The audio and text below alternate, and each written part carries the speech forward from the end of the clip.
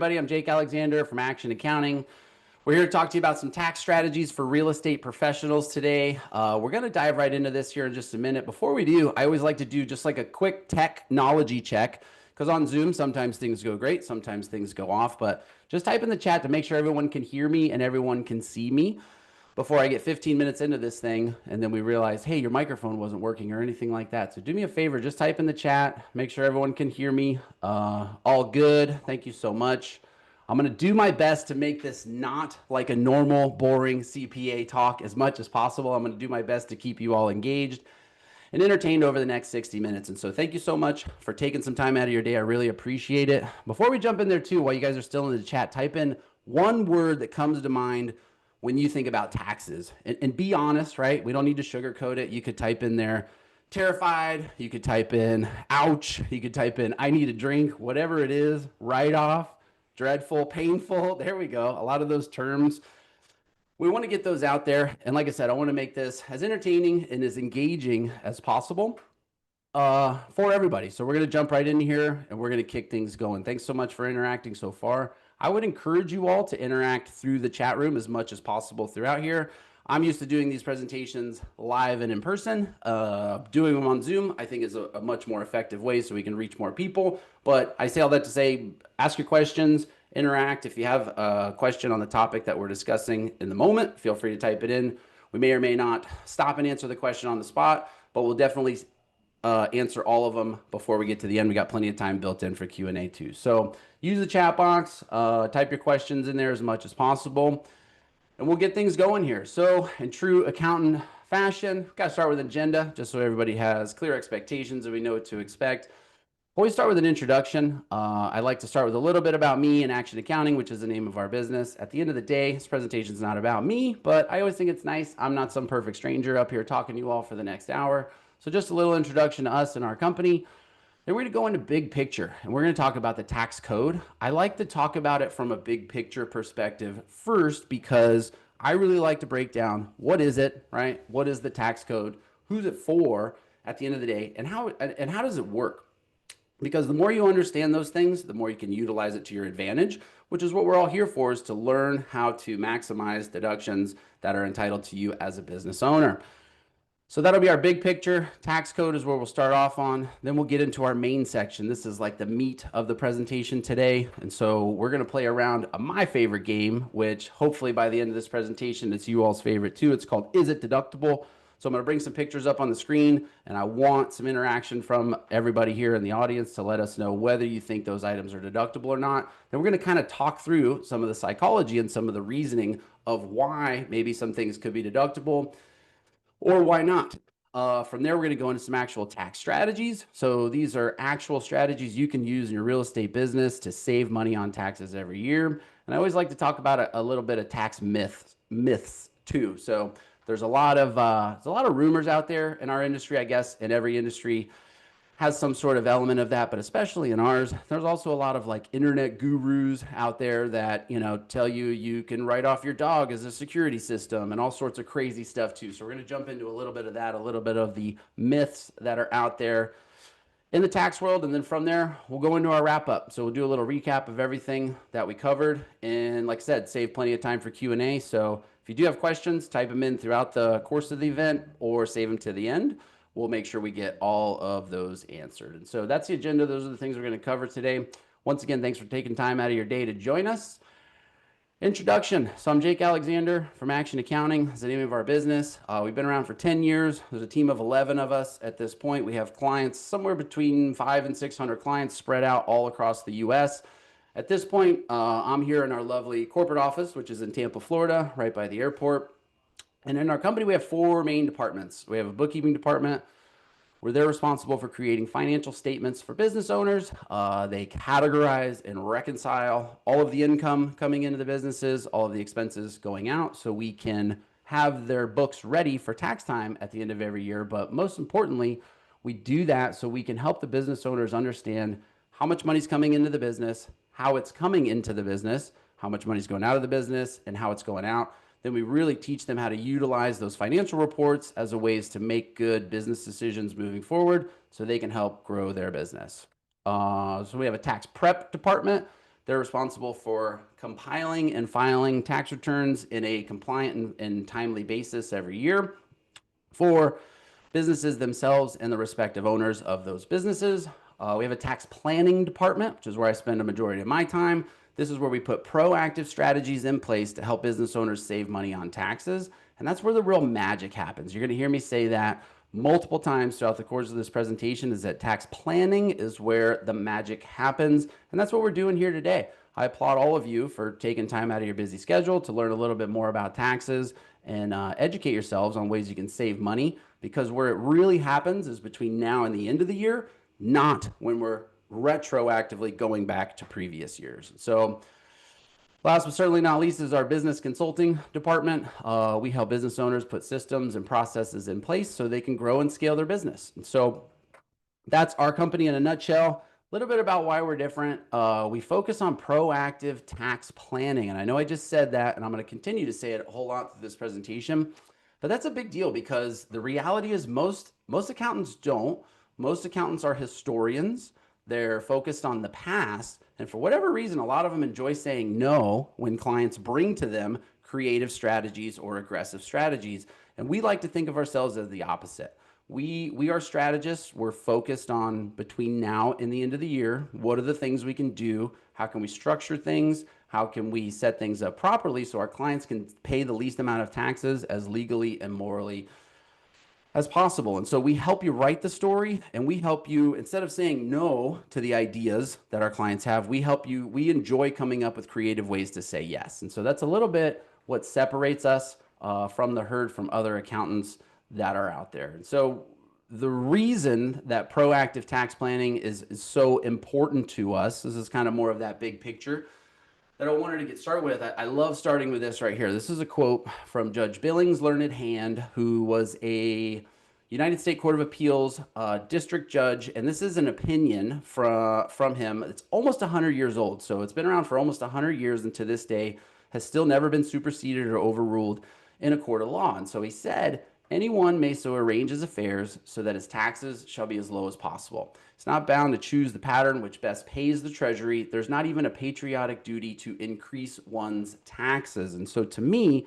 that means this stuff is okay. It's okay to be proactive. It's okay to be creative. As long as we're inside the confines of the tax law, it's okay to structure our affairs so we pay the least amount of taxes as possible. And that's what we truly love doing for our clients. And so, why is that okay? The tax code is written for business owners. Why is that?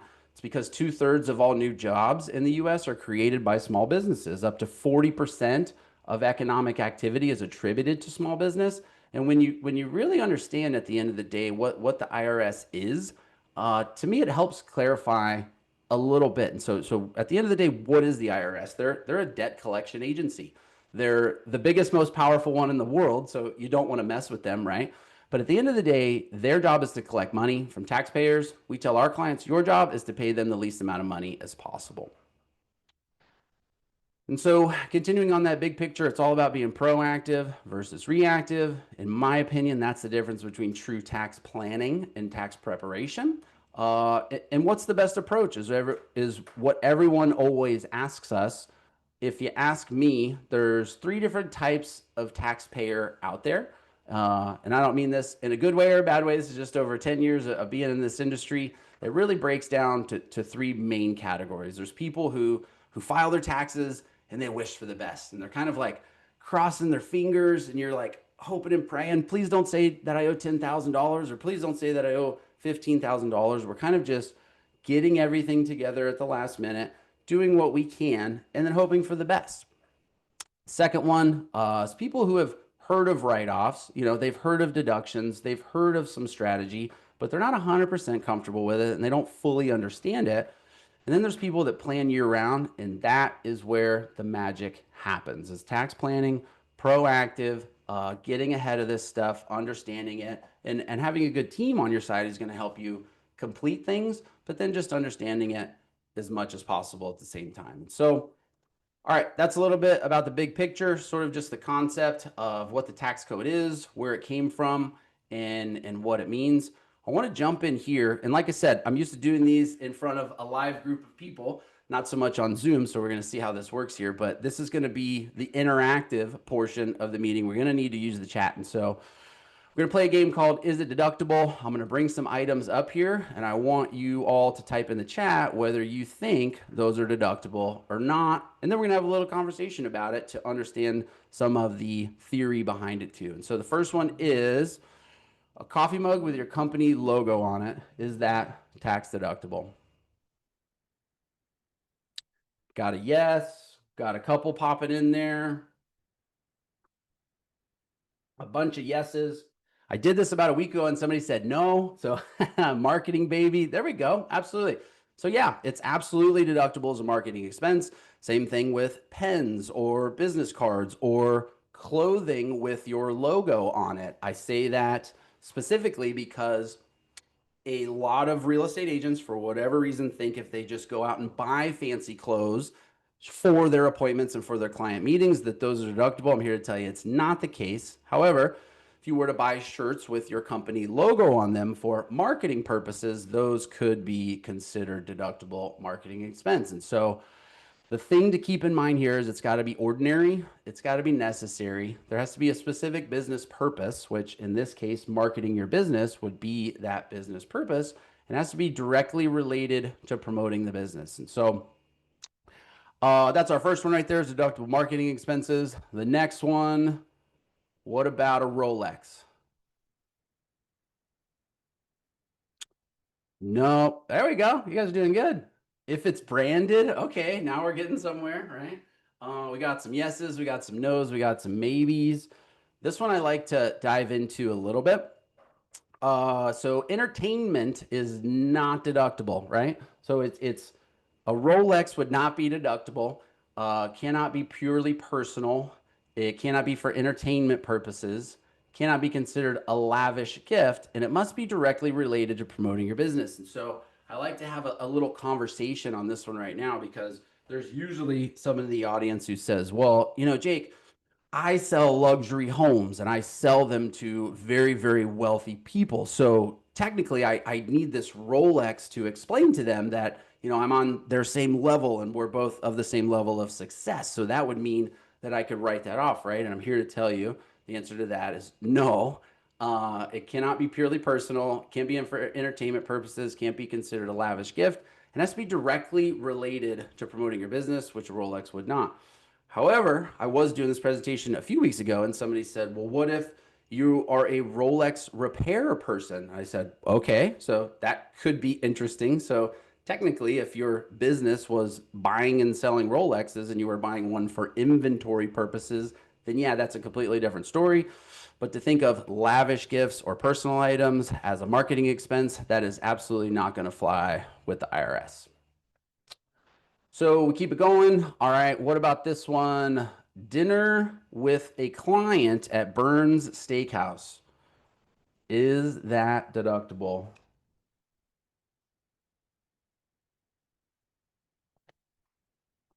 We got some yeses. Thank you so much for interacting through the chat too. I didn't know exactly how this was going to work, but it's working out good. Did we discuss real estate? So a few questions, few follow-up questions there, right? Those are always good. Those are always welcome. So it's a dinner with a current client at Burns Steakhouse. Answer is yes. So business meals are deductible. The IRS doesn't say the amount that you can spend on the meal. So you could take them to McDonald's or you could take them to Burns Steakhouse. What they do say is 50% of the expense can be deductible as long as there's a clear established business purpose for why you were taking them there. And so what you want to do to document these is you want to keep documentation. A receipt is more than enough from there, from the restaurant. A good rule of thumb is you want to write who and you want to write why on the top of the receipt. A good one that sort of coincides with this is the reason this example works is because they were there with a current client. So we usually get a question or two of, you know, what if I'm going to Burns Steakhouse to sit in the bar by myself because I'm prospecting for potential clients? That would not be deductible because we're not there for a clear established business purpose with somebody we're already doing business with. And the same goes with like Starbucks and Panera Bread and all of that sort of stuff. This is the Burn Steakhouse is kind of an extreme example, but we get a lot of times people think, well, hey, if I'm going somewhere to pass out my business card or I'm going somewhere to do prospecting and I'm by myself, would that meal still be deductible? I'm sorry to say that it would not. You need to have a clear, established business purpose, have somebody there that you're doing business with. Currently, keep the documentation and then go from there. All right, next one. My family vacation to Disney World. Is that deductible? Got a no, couple no's, couple no's. All right, you guys are good. No, unless you bring a client, right? So a little more on the creative side, which we're big fans of.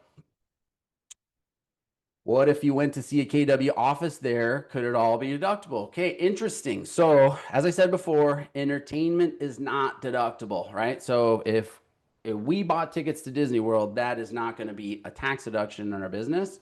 Entertainment's not deductible. Family travel is not deductible. However, business travel is deductible. What we enjoy doing as part of our tax planning process is helping clients maximize business travel deductions, specifically by using the more days than not rule. And what that means, the most simple way to explain that is for expenses of a business trip to be considered deductible, you can utilize the more days than not rule. So the example I give that typically makes the most sense is on a 5-day trip. So let's say Thursday to Monday. The days that you're traveling are automatically considered business purpose days. So if we were going to travel to Orlando on Thursday, then we were going to travel back on Monday, that's already 2 out of our 5-day windows that constitutes business travel purposes. Now, I love what someone put in the chat there. What if you went to see a KW office while you were there? So let's say on Friday, you had a preset meeting for predetermined clear business purposes where you had to visit the KW office that was in Orlando. That would constitute 3 out of the 5 days of this trip being for business purposes, which means you could then deduct the fees for travel, lodging, meals, etc. throughout the course of the entire trip, but still your tickets to Disney World would not be deductible. And so that's just a way to look at that of maximizing your travel deductions, and it gets a little bit interesting there too. But keep in mind, entertainment's not deductible. That's something they did away with back in 2018 when the Tax Cuts and Jobs Act came out. So, all right, here we go. We got one more in the is it deductible round for everyone. This one normally goes a little back and forth. We're going to see what kind of crowd we're dealing with today. So, my brand new G Wagon, is that deductible?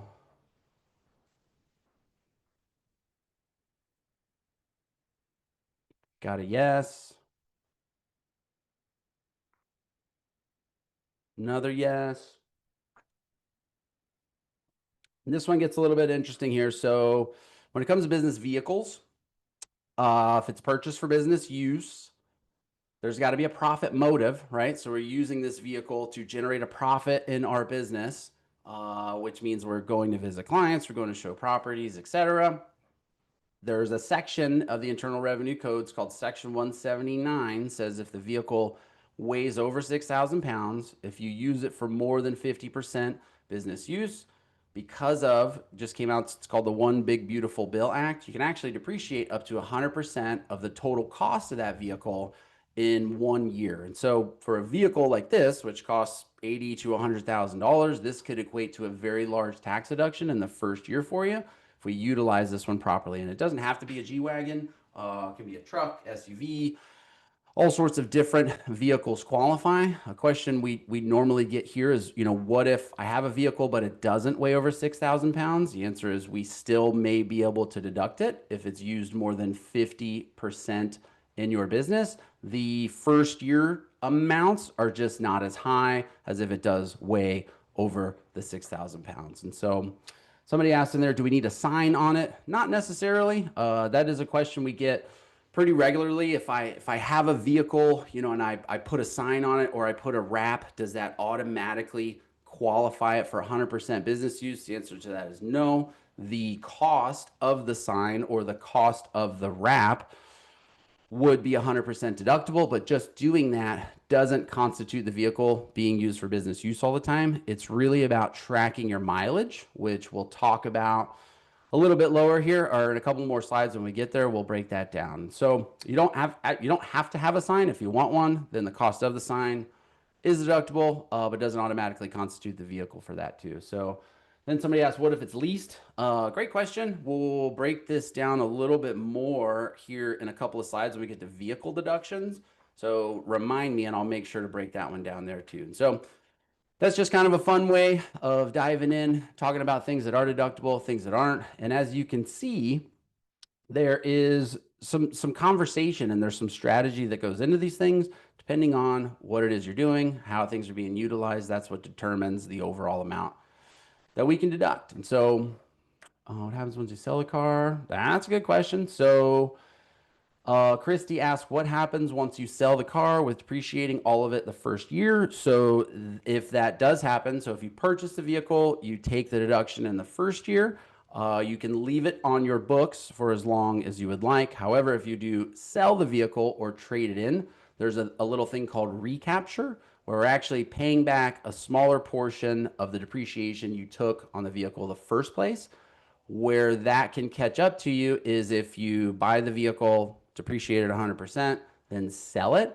That could cause a tax consequence there. More than likely, you're not going to just sell it and not get another vehicle. Typically, what happens is people will trade it in or sell it and buy another vehicle. So then we're able to offset the recapture by the depreciation on the new vehicle. And so that is something to be aware of.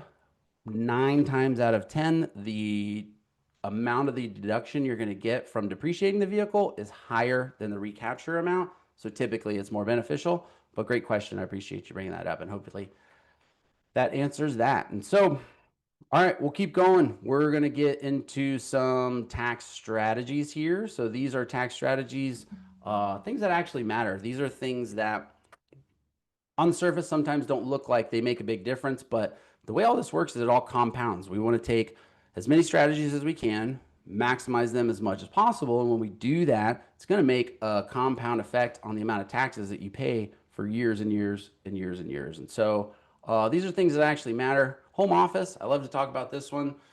When it comes to real estate agents, for whatever reason, I'm going to cover this in the tax myths, but I hear this quite frequently that for whatever reason, claiming your home office is a red flag to the IRS. I've never personally experienced that or had any sort of issues with it. You can take a deduction for a home office. The way we do that is we establish a business use percentage of the home office. It has to be a separate area specifically used for business in your home. So I tell people, just to be clear, it can't be like your dining room table that's off to the side where, once the kids go to bed, you bust open the laptop and get some work done. It's got to be a separate area. It's got to be exclusively used for business. If it is, then you can qualify for a home office. What we have to do there is we got to come up with a business use percentage amount.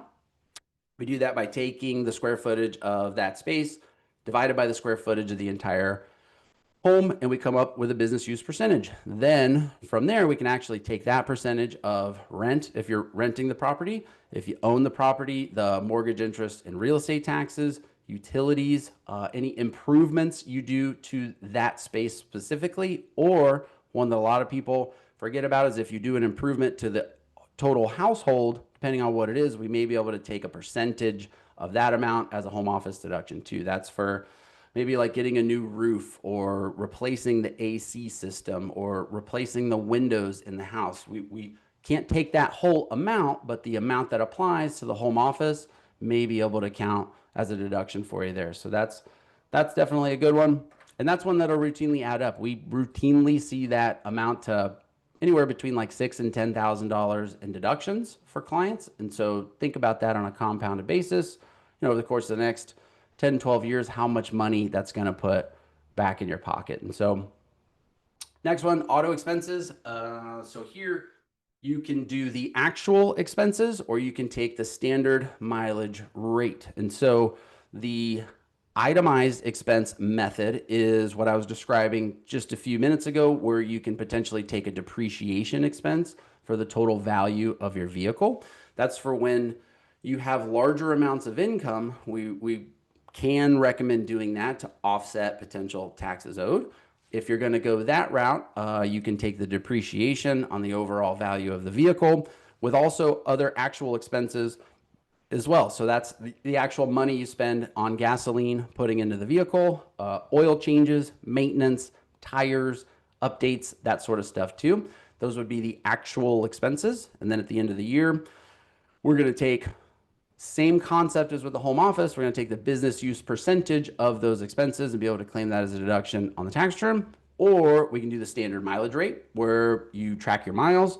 You need to keep good track of the total miles of the year. Then out of that total, how many of those miles are for business purposes? Then the IRS gives you a flat rate dollar amount for each mile. This year, I think it's like 67.5 cents. It goes up or down a little bit every year, but it's roughly about 60 cents a mile that you can take. And so what we'll recommend there is getting a mileage app. There's a bunch of them out there. The one I'm the most familiar with is an app called Mile IQ, which works really well.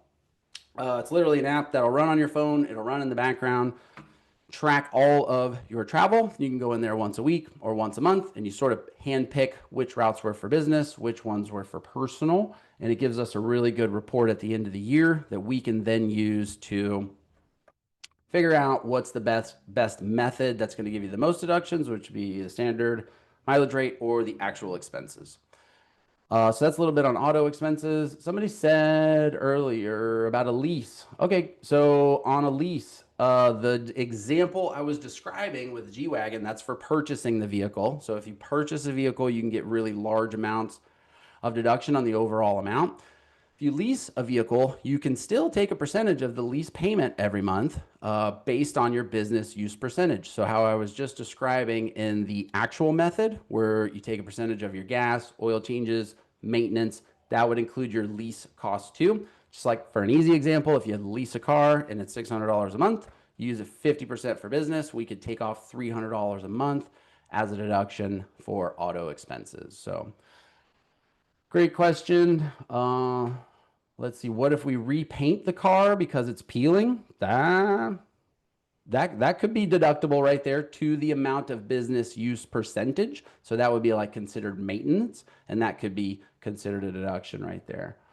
And somebody else asked, so is it one or the other? If you purchased car or mileage, could do both. So no, you can't do both. You can either do the actual method or you can do the mileage method. And one of the things to note there is we can, if you have one vehicle, so the same vehicle, we can be claiming the mileage method for years and years, then switch to the actual method to do depreciation, but we can't do it reverse. We can't claim depreciation 1 year, then with that same vehicle, switch to the mileage because we've already gotten the bulk of the deduction there too. So great questions. Keep them coming. Love it. Utilize that chat box. If anyone has any questions, keep popping them in there and we'll keep answering them. So, all right. If we keep going. So the next one, entity structure. We get this a lot when it comes to real estate agents. For whatever reason, a lot of people think as soon as they get started with a real estate business, they need to go create an LLC and do all this kind of crazy stuff. You can do that. However, the right way to set up an entity, if you're going to do it, if you're in real estate, is you're actually supposed to set up what's known as a PA, which is a professional association. The reason for that is FREC, which I believe is the Florida Real Estate Commission, says that your broker is only supposed to write commission checks to someone's personal name, which is the name on their real estate license. To do that, you set up what's called a professional association. So it would be your first name, last name, PA.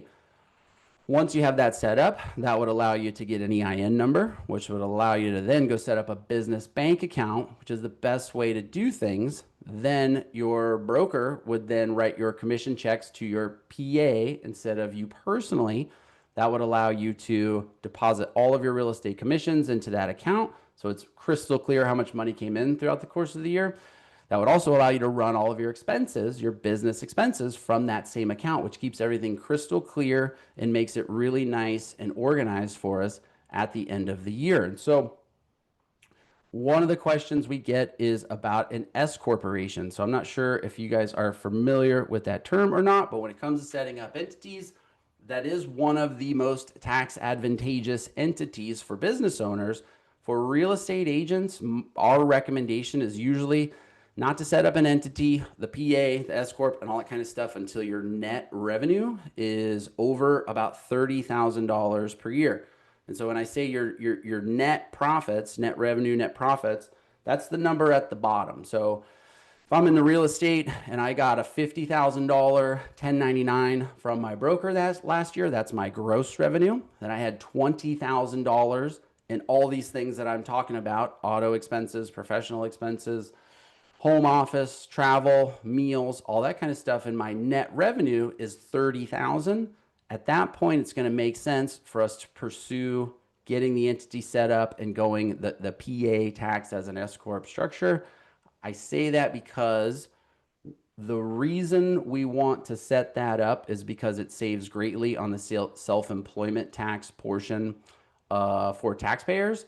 However, there's some additional requirements when we go that route that are going to be: there's additional tax filing. Now we have to file a tax return for the business and the individual. Then we've also got to put the owners on payroll, and there's several other smaller things that we need to do too, where the real cost savings comes past the $30,000 in net profit threshold. So that's a little bit about entity structure. Retirement plans. I love talking about this one right here. Real estate agents or any business owner, in my opinion, absolutely needs to take advantage of retirement plans. There's a lot of them out there. There's a lot of different kinds. I like to just hit a few at a really high level and kind of do them in order of like simplest to greatest, if you will. And so if you are a business owner, especially in real estate, I would absolutely have a retirement plan set up. A lot of people don't realize you can put different amounts of money in these different types of retirement plans every year. And then now that money is a deduction from your business, which means you're not paying taxes on it. Then it's going into this retirement plan and it's growing tax deferred for you. And so the easiest one to set up is what's called a traditional IRA. Simplest and easiest from like a compliance standpoint and from an actual setting up and managing and fee standpoint. A lot of people don't realize you can put up to $7,000 into those traditional IRAs every year. That's money that's now a deduction from your business, and then it's growing in that tax deferred account. A lot of people have traditional IRAs if they retired from a corporate America job. So if you worked in corporate America for 20 years and you had all that money in your 401k, when you retired, more than likely you rolled that over to an IRA. You could now still, as a business owner, as a real estate agent, you could be putting money into that account every year and saving money on taxes. So traditional IRA is one. The next one's called a simple IRA, which it's kind of like one step above, or not above, but one step higher than the traditional IRA. Those are neat because the amounts double right there. You can put up to about $14,000 per year into the simple IRA. And that's the same thing. That could be a rollover from your corporate America 401k job, or you could set up a new account and be funding that every year. The next one's called a SEP IRA, which stands for Simplified Employee Pension. These are pretty cool. These are really good for businesses that don't have that many employees, especially for husband and wife owned businesses as well. There's two of them that I want to cover. One's called a SEP IRA. The next one's called a solo 401k. And so the SEP IRA, which is a simplified employee pension, that one you put up to $70,000 per year into the account. Now, the thing with that one, you've got to be making significant amount of income for those to make sense, because there's also some salary requirements that the owners have to be fulfilling to be able to put that amount of money in there. And so that's a good one, a SEP IRA. The other one, solo 401k, which is really good for husband and wife owned businesses that don't have any other employees. So we find these very powerful for like husband and wife teams working in real estate, where they're the only employees of their organization. You know, they can have other people as contractors and stuff like that, but specifically with a solo 401k, you cannot have any other employees. That way you can actually put up to $70,000 a piece, $70,000 for the wife, 70,000 for the husband or spouse into those accounts. And now that's money that you're not paying taxes on in the current year. And then it's growing in these tax deferred accounts for you there too. So retirement plans, that's a really big one to look out for and to be aware. And there's a ton of them out there. I just wanted to cover a few. I like covering those four because it shows you the range of, this is if we're just getting started and we need to put lower amounts like up to 7,000, fine, but we have also up to accounts you can put up to 70,000 per year. So depending on where you are with your business, how things are going, and what the retirement plans and goals are down the road, there's all sorts of different options for you there. And then one of the best strategies is to be audit proof. And every time I say that, people say, well, like, is that an actual thing? Can you actually be audit proof and be ready for audit all the time? The answer is yes. If you do things the right way and we're proactive and we set them up in advance, we can absolutely be audit proof to the IRS.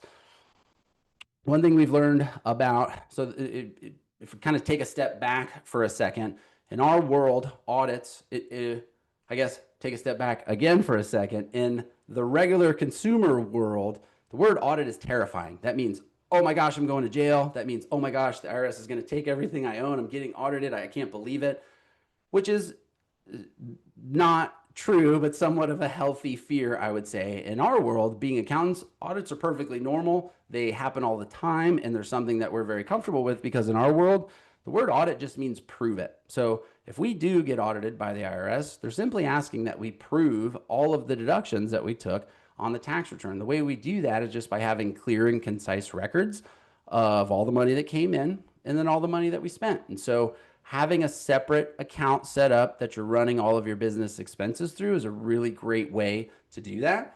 If you're not to the point where you're setting up this separate entity and then having an actual separate business bank account, that's fine. We would recommend at least setting up a separate personal account where you're depositing your commission checks into there, then you're running all of your business expenses out of there. So if we ever do need to become audit proof, if we ever need to prove our expenses to the IRS, we've got everything nice on a silver platter. We can hand it to them. And then that way the audit isn't anything to worry about. And so those are some of the strategies we wanted to cover with you today. If we get into tax myths, and I probably got about 5, maybe 10 more minutes tops of material to cover with you. I know we had this book for an hour, so if anybody has any questions, pop them in there. Or I think this is actually the not the webinar version of Zoom. This is the actual version where if you were so brave as to come off of mute and come on the camera, if you want to ask a question live, we could always do that too. But yeah, pop them in the chat or interrupt me and ask those questions. We'd love to have those. If nobody has any, I'll keep going on the tax myths. I see Angela. Angela, do you have a question there? Hello. Hey, how are you? We just started looking into cost segregation. Sorry, I did miss the first few minutes of your talk, but did you talk at all about the big beautiful bill and cost segregation on investment properties for us as real estate professionals? Not specifically, but I'm so glad you brought it up, and I would love to talk about it for a moment. So, Yes. Okay, so cost segregation is a fancy way of saying accelerate depreciation. So what you just said was for a real estate professional who's buying an investment property, you can take a depreciation expense for that property. Typically, the way that works is the IRS allows you to take the total price of the asset minus the land. So we usually back out 10 to 20% for the land. So whatever you paid minus a little bit, then you can take that amount and spread it out over 27 and a half years. And that amount you get as a deduction every year on your taxes.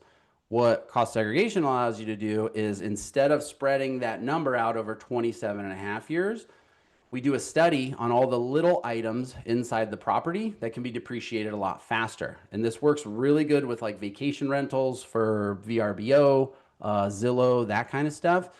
But a lot of times on cost segregation studies, they can come up to like between 30 and 40% of the total value of the property that we can depreciate in 1 year instead of spreading it out over 27 and a half years. And so essentially it's a fancy way of saying we can save you a lot of money up front instead of having to wait 27 and a half years to take all those deductions.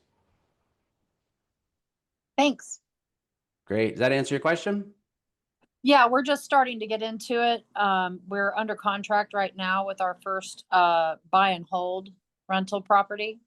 So I've just been kind of learning here and there little bits about it. I think the place that we're getting stopped right now is trying to find, the right company for a small property to do the cost segregation study.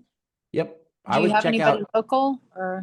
So I would check out, there's a company called, or it's a website, DIYcostseg.com for like $300 or $400. And we're not affiliated with them for any reason, but we just refer a lot of clients there for like don't quote me on the price, but for like $300, you can do a DIY cost seg that as long as you follow the instructions and do everything on there, they actually work really well. So a lot of times that could be better than the $4,000 or $5,000 price tag That and all that kind of stuff. complicated. Yeah, our property's not that complicated. It's just a little 2 bedroom, 1 bath. Check out that Yeah. DIYcostseg.com. Okay. All Thank right, you. great. Yeah, absolutely. If anyone else has questions, come off of mute. Any brave souls, type them in the chat too. So if not, I'll keep going. So tax myths. I like covering this kind of stuff right here, but I also like talking about this stuff. So is it true that my accountant will find everything at tax time? So, no, that is not true. Remember, like I've been saying throughout the entire presentation, the best way to handle this stuff is to be proactive. So, be working with somebody who's giving you ongoing advice and you're working on it all year long. Not that you need to spend countless hours on it all year long, but you need to have everything ready far prior to the deadlines if you want to experience true tax savings. And so, sort of, gleaming example of that is today is October 8th. October 15th, which is next week, is our individual extended tax deadline. So that means by the end of or the middle of October of this year, we have to have filed all of the tax returns for all people for 2024. So finding an accountant right now or going to somebody and you think that they're going to find all of these deductions and create all this magic and you're going to get a really great result, it's just really not reasonable. You want to be working on that stuff in advance as much as possible. The next one, home office triggers an audit. I'm not sure where that comes from. We hear that on social media a lot and all sorts of different stuff. From my experience, I've never seen that to be the case. I've been doing this for 10 years, lots and lots of clients with home office. As long as everything is categorized correctly and everything is done the right way, we've never seen that trigger an audit or be any sort of red flag. Another one is for whatever reason, people think they need to overcomplicate their entity structure. Every now and then, doesn't happen all the time, but there's internet gurus on TikTok and YouTube and all these things that tell you you need to have a trust from Panama, that owns a C corporation based out of Wyoming for asset protection. And then that Wyoming C corp is owned by two different LLCs with husband and wife owners. I'm here to tell you, you don't need to overcomplicate things like that, especially in the beginning. The last thing you want to do is go create all this complexity that A is really not necessary, but B is going to cost you money on a yearly, maybe monthly, depending on what you set it up, but at least a yearly basis for filing fees and annual reports and compliance and all that kind of sort of stuff. The easiest way to think about entity structure for real estate agents is once your net profit is over $30,000 a year, so that's all the money you bring in minus all the money you spent. Once that number is over 30,000, you should set up a PA and you should elect to have it taxed as an S corp, and definitely have an accountant help you with that because there's some additional things there. But that's really the tipping point of when the savings will be offset by the cost, or sorry, the cost will be offset by the tax savings that you get. So don't overcomplicate it. Another one is making a lot of money is a red flag. I love talking about this one. The IRS doesn't want you to make less money. They like people who make more money because potentially it's more taxes that they can collect. And so just having a breakout year where all of a sudden you're making $1 million, it doesn't automatically mean you're going to get audited or anything like that. Our biggest thing is not to fear the IRS, it's to work with them. All of these things that I talked about today, these are all in the tax code. They're all written there, kind of like as I showed you the quote that we had earlier. This is all stuff that's okay to do. It's written in there. And as long as we take advantage of it and we utilize everything and do it the right way, making a lot of money or having a breakout year or making a bunch of money one year and then less money the next year, that's no sort of red flag to the IRS. And so That's it for your tax myths. We're coming up close here too. So just to kind of recap everything we talked about, being proactive is good. That's the way you save money on taxes. I put this little QR code up here right now. If you love the presentation and you were just so entertained for the past hour that you want to go give us a positive Google review, I would really, really appreciate that. Or if you just want the link to our website, it'll take you there too. Right on the front page of our website, there's an option to book an appointment. So there's no cost or anything like that. But if you do want to have a discussion about your tax situation, would love to be of assistance. Our website, if you want to go directly there, is here at the bottom. It's actionaccountingusa.com. You can find us on all the big major social media channels too. And so as a company who we work with really well, our business owners that paid more taxes last year than they wanted to, which is most of them. People have businesses that are growing fast and they need guidance, and they know that, and they're looking for that. Or people who complain about their current accountant because they can't get a hold of them, or they call the office and leave a message and they never call them back, or they send them an email with an idea and they instantly shoot it down. Those are great things to listen for people who are referrals for us, for clients that we love to work with. So that's really all I've got for everyone today. If anyone has any questions, feel free to come off a mute and ask it live, or you could type it in the chat. If nobody has any questions, I take that as a compliment because that means I covered everything so clearly and concisely that no one could possibly have any questions about it. But that's really what I got for you. I'll hang out for a few minutes, answer any questions, and we can go from there.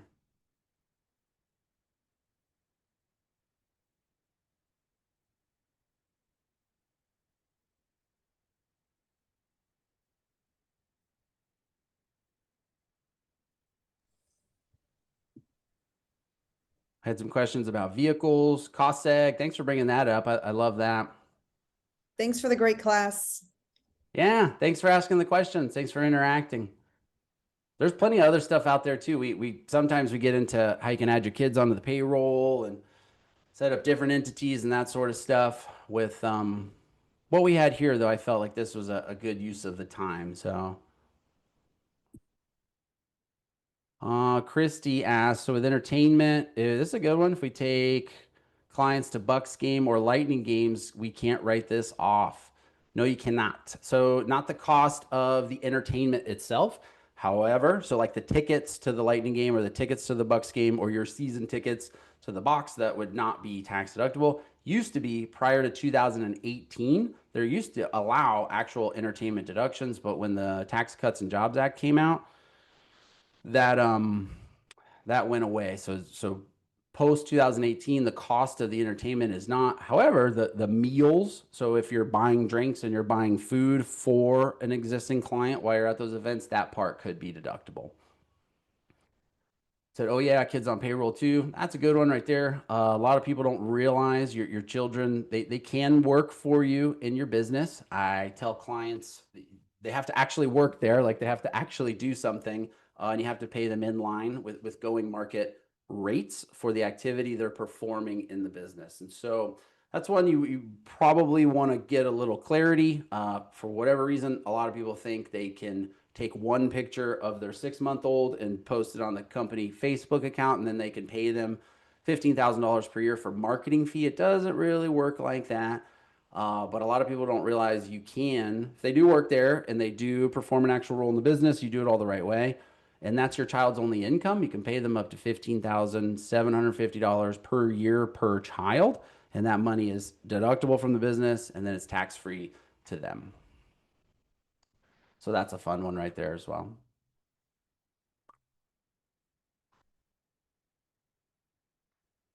So we got about 10 minutes left. If anybody has any questions, type them in the chat. Come off of mute. We can ask them.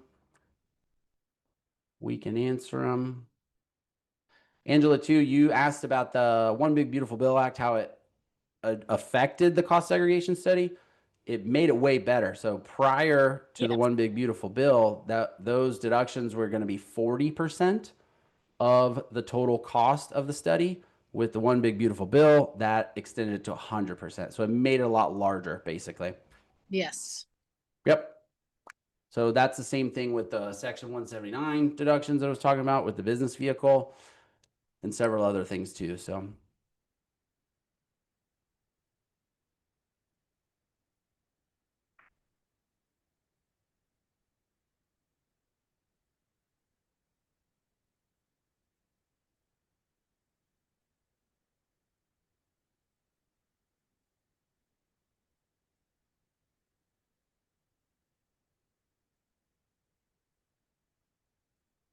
So that's what I got for you guys. If nobody has any questions, I'll hop off of here. If you do, like I said, pop up and ask them or type them in the chat.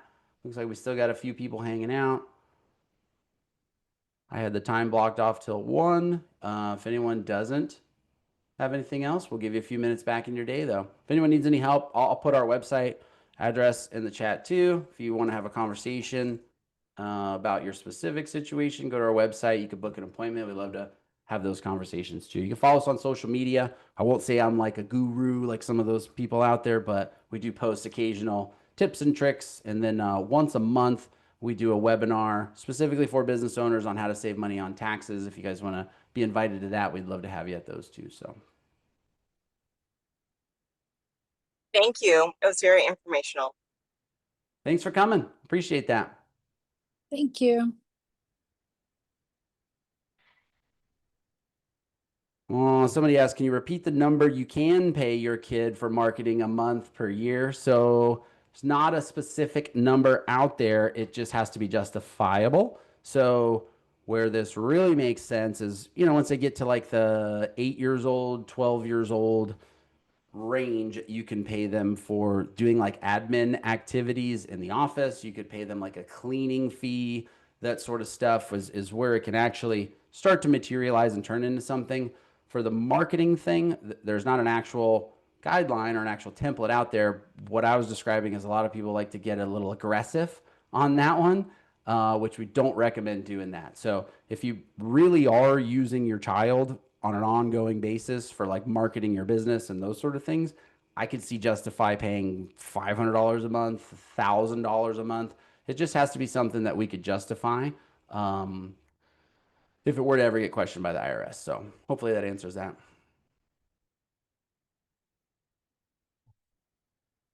All right, great. I'm going to get out of here. Thank you so much for all the questions. Thank you for the time. Appreciate it. Look forward to talking to everybody again sometime soon. Thank you for your time today, Jake. Yeah, thanks.